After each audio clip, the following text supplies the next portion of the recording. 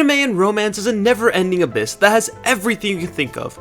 You want a story about a love triangle where a locket determines which girl gets to marry the dude? We have one. How about one where a dude prays to become the final boss of harem animes? Well, here you go. Or maybe you want one where the girl is so obsessed with the main character that if he so much as breathes in anyone's direction, she will murder that poor innocent soul in the most torturous way ever, claiming it all in the name of love? I don't know why you'd like that, but you know what? No judgment here.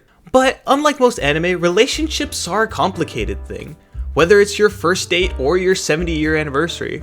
So it's nice to watch a series about a realistic and healthy relationship, showing the growing pains and learning how to meet one another in the middle.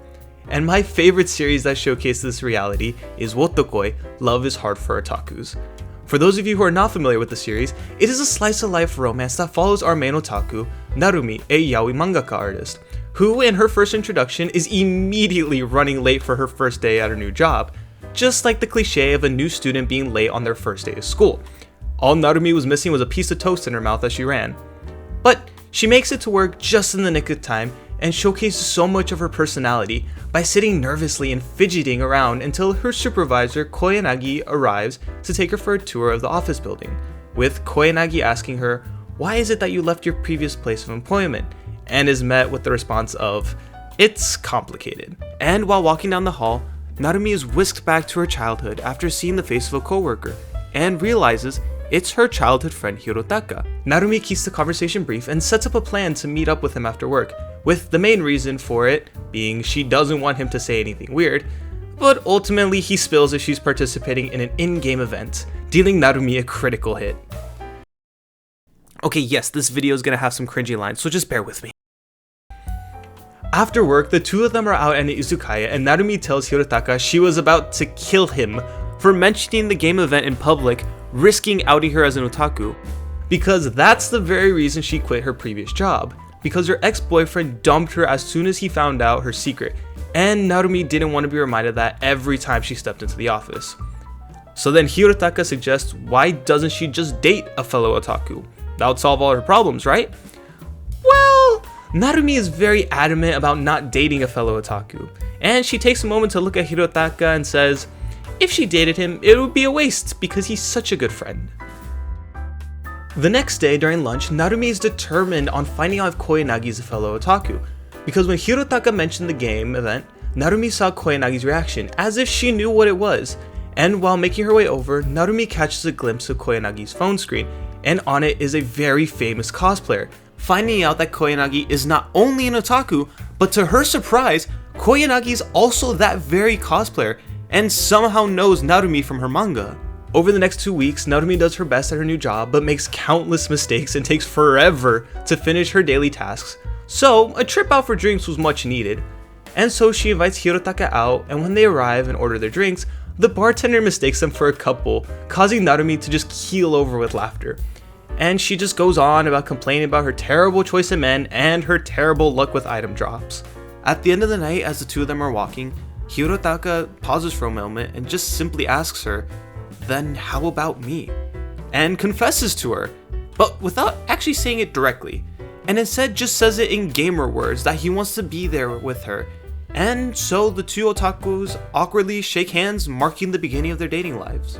The two of them have such a natural chemistry, and it truly does feel believable that they were once close friends. The way that they tease each other, it just feels like they picked up on a conversation they had the other day, even though it's been all these years.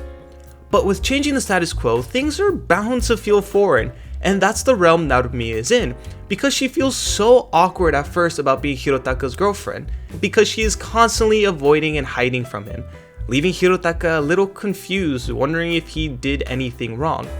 And upon witnessing it, Koyanagi and Kabakura take it upon themselves to coach the young couple on what they should do, with Koyanagi disciplining Narumi, telling her she shouldn't avoid Hirotaka for no reason, and that it's not fair to him.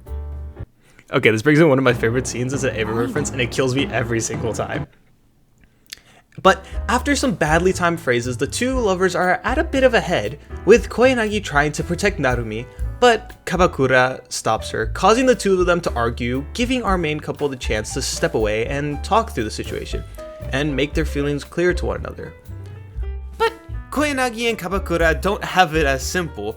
You wouldn't guess it from the way that they go at each other's throats, but they've been dating since high school. And when they say old habits die hard, that is just as true for these two, because in their high school days, they were both volleyball captains fighting over who would get to use the gym for practice. It's so fun to see the dynamic between these two because it's almost the complete opposite of Narumi and Hirotaka. Because Koyanagi and Kabakura, they flirt, they have cheeky banter with one another. To others, it may seem as though they are fighting, but in reality, they're just a very rare tsundere couple. And as we know from tsunderes, the more they fight and argue with someone, the more they love them. And it shows that there are many different dating archetypes and that every single couple is especially unique in their own ways. And that's something that people come to learn, with Hirotaka learning that very lesson. That is when he takes Narumi to a theme park and institutes a rule of any time either of them mention or reference something otaku related, there's gonna be a fine, as to kind of not act like otakus anymore, but instead normal people. Because what Narumi said about dating him would be a waste as he is one of her otaku friends is still bouncing around in his mind. But as the date went on, the two of them are struggling to connect like normal because they're suppressing their true selves. But all that changes after the two of them decide to get on a ride that parodies the Haunted Mansion. And out of panic, Narumi accidentally drags someone else into the Doom Buggy, and in anime trope essence, it's somehow Kabakura, leaving Hirotaka to ride with Koyanagi. And while the ride is going, Hirotaka is overthinking about how life hasn't changed between him and Narumi since they were little. But Koyanagi says, "Is it so bad to go at your own pace?" And while these two are having such a pleasant conversation, their other halves were busy shaving years off their lives around every corner, being scared crapless from everything on the ride. And once the ride, traumatic for some and therapeutic for others, come to an end, the two couples part ways. Hirotaka eventually realizes the main crux of his overthinking was the feeling of being immature compared to Narumi, seeing how she has grown throughout the years while he spent time gaming. But without even trying, Narumi calms all his thoughts after she insists they break the dumb no otakuness rule and just be themselves, rambling on and on about what she just watched, leading her to give Hirotaka a pair of earrings so that they can match, even though it might be a bit childish. But it helps Hirotaka to realize he's been growing little by little over the years. As the series progresses, it is so adorable with the wholesome couple moments and showcases how the day-to-day is still special even if they are just chilling at home playing games, going to buy manga, or making it a weekly thing to go to the arcade. It showcases what an adult relationship is like, because unlike a high school couple that have more time to explore and go on adventures, which most anime choose to follow, as an adult, you have adult responsibilities like a job, bills, and having to set up days to meet with friends and loved ones, rather than just being able to hang out on a call out of the blue. So when you have those days of adventures, they feel even more special. But then the series brings in the question about, what if an otaku dated a non-otaku? Well, let me introduce you to Kao, a very quiet and socially awkward gamer, and Nao, Hirotaka's little brother, who is an absolute golden retriever who has never been into gaming. With us wondering, will they end up together or will they not? And it seems as if they maybe go on their first date and then... Hey, wait a minute, what happened? What happens next? Come on, let's see the next episode. That's it. What?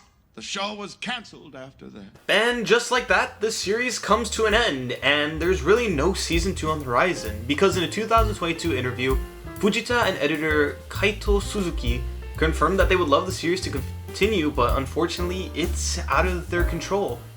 And the thing is, don't worry, Wotakoi is not just up and done.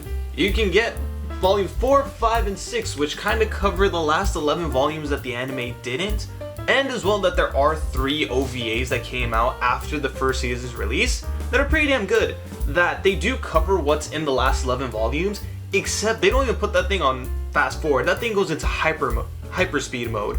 So if you want to really experience it, just try to pick up the manga in some way. So here's the thing, with what I just told you, you think, oh, this is such a cute series. I maybe gave you about an episode and a half worth of what actually happens in the series.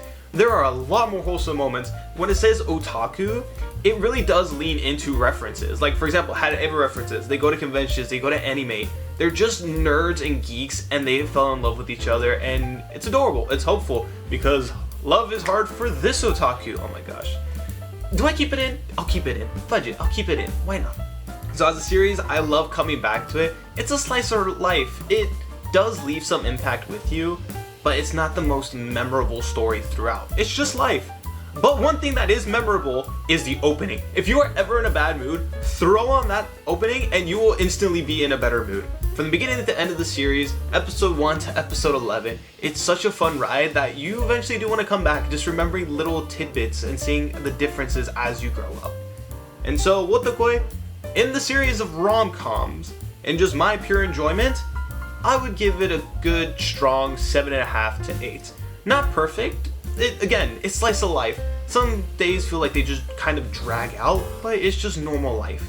And of course, sometimes we want to escape just the normal day-to-day things. So, that is what I think about Wotakoi. And now, finally, end card. Okay, I was late on this upload for the first time in my channel's history because I try to do bi-weekly uploads. But the thing is, there was a passing in my family that hit me kind of hard. So I really didn't feel like I wanted to be at home because being at home was tougher. So that's why I missed that. And as well, about the Disneyland Paris thing, dude, anybody mention Disney in the comments, we will have a back and forth discussion longer than most Reddit threads because I love Disney so much and it's just going to be consistently talking about Disney. And as well, if you have any other rom-coms you guys suggest, throw it down. If you've seen Wotakoi, I'm genuinely curious, did you watch it when you were younger or when you were an adult? Because I remember watching this when I was in high school because it came out 2018, so I would have been 16 at the time. So it's a lot of fun looking back now, being 22 and seeing the differences between what a high school romance is and through those lens, even though I don't have one, and then as well in the adult lens of like, oh yeah, this is adulthood and this is what the dating seems to be. So let me know the differences down below. But ladies and gentlemen, thank you once again for boarding this edition of the Messy Express. We've arrived at our final destination. Please watch your step as you disembark, make sure you have all your things, and I hope you have a wonderful rest of your day. Bye!